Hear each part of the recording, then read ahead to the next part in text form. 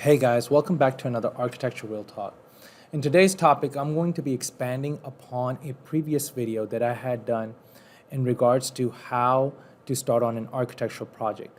A colleague of mine have asked me to focus on one topic, so let's go ahead and start talking about contextual study. Now, why is contextual studies important in architecture and how to perform contextual study? And I want to tackle it in this way. In today's world, even when it comes to architectural real world, context is not really analyzed to the degree which makes sensible architecture. I want you to understand that there's 1,000 ways of studying context. And the way I want to describe this to you is you have to approach the site much like how a realistic painter approaches realistic art. And we don't take the time to look at realistic art and what it has taught me. And what I mean by that is that whenever you are looking at a realistic painting or anything that is even abstract, right? The whole idea is the artist is trying to give you a view or a perception of what he sees. And even when you're looking at something that you've been seeing your entire life, you come to a realization of how beautiful or how complex that one particular thing is, and you appreciate that beauty, right? And context is something that I will have to ask you to allow me to teach you to see, if that makes sense. And another way to understand the depth and complexity of context is it reminds me of this Ebbinghaus experiment where you have a pretty much a same size circle that is placed with very large circle as opposed to very small circles. And even though they're exactly the same size, one appears to be bigger and one appears to be smaller. So buildings in general do not exist in isolation. And at a physical level, it is very easy to study the context. It is very easy to go, okay, I am approximately this far away from all these restaurant chains. I'm this far away from my closest amenities. And this is what the road network looks like. This is how egress is working on site. Or this is how the traffic flows around me. And this is where I am located on the grid of map, right? And you can even go argue, I understand the terrain. I understand that I'm not in a flood zone. I understand the water table of the site. I am able to take advantage of the sun, the shadows. I'm able to look at the azimuth and the latitude of the sun to take advantage of how I'm going to create passive shading. I am able to take advantage of the prevailing winds. And at a physical level, those requirements can be met very, very quickly. And that is the microculture or the micro situation, environment of your site that you're studying. And that only exists at a physical level. Even the materiality that you're able to catch from around you will be still considered at a very physical level. And this is where context becomes far more complex. I want you to understand that there's a stratification of economic divide amongst the community that you're building around, right? There's also a very, very strong cognitive decision by investor where there's new building versus old. There's things around you, there are such things as noise, right? There's such thing as mass and void, like where the building exists and where there's just surface parking and roads.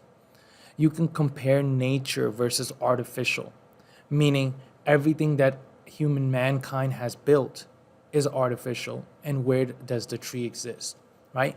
You can examine street patterns and stuff like that, but it is the sensibility that you bring to say, before I make any gesture, before I make any design move, I have to become more aware of my surrounding.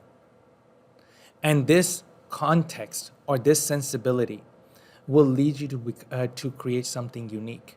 I want you to always think about it in this manner. What is the opposite of context? In the opposite world of context, where context does not exist, pretty much every building can be identical. everyone is dropping a KB home. Imagine that. Or just a replication of five plans, and they're replicated throughout the city. Now you want to fly to a destination like Thailand, or you want to fly to Europe, you want to fly to Africa, and you walk out of that plane and you see exactly the same buildings you left here. And I want you to imagine that world. No matter how far you go, there is no uniqueness in architecture. There's no programmatic gesture. There's no site layout. There's no understanding of what is around me. And I want you to understand this notion, to think about it in this manner, that what if I look at the city and I see pedestrian walking down the street, or there's a group of smokers that come out of this urban context that pretty much visit this one nook which will become my site. Can I provide them a courtyard to sit at, to have a congregation? Imagine a bus stop and right in front of it is a cafe. And I respond to that. I respond to it by giving it that cafe. I provided a service to other people, which allows them to extend their service to other people. You are now making an impact in the community. You're trying to meld your building into the context. You're trying to make it meld into the city. And this requires a bit of research. It requires time for you to go photograph, document the pedestrian walking through, document the pattern of the city. And the city is a breathing life. The building does not exist in isolation. I simply cannot divulge into an idea that this is deconstructivism idea of I can take the same building in China and drop it in the United States and it'll be beautiful because it is a beautiful skyscraper there. That does not mean anything.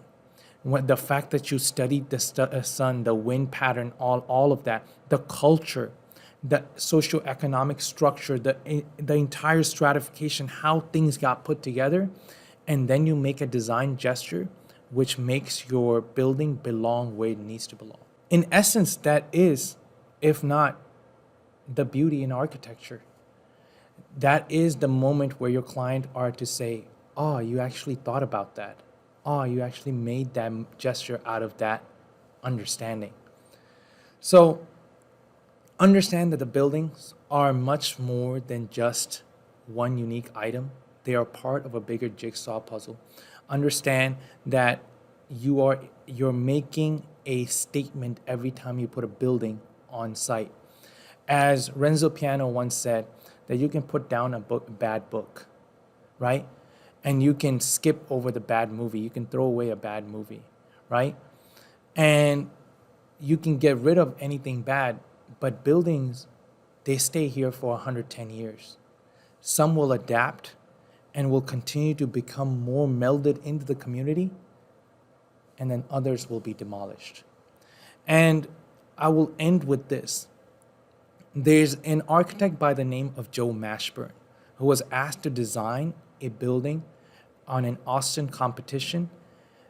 And this competition pretty much would ask for a building to be placed right at the edge of the cliff. And he researched the site for about 7 to 8 months. And he realized that people go there for Valentine's Day. There are people who gather there for New Year's to watch fireworks in Austin, Texas. And there are people who gather there to revisit their date nights. There are people who make outdoor movie nights at that cliff because there's a backdrop to it. And he realized how interconnected and how valuable that place was because there's so many rocks with people's names on it. And in that competition, he submitted his contextual study and stated that there shouldn't be a building on this land particularly. It already has a place with the community. It already serves a purpose. And with that, until next time, please like, subscribe, and comment below. Follow for more content.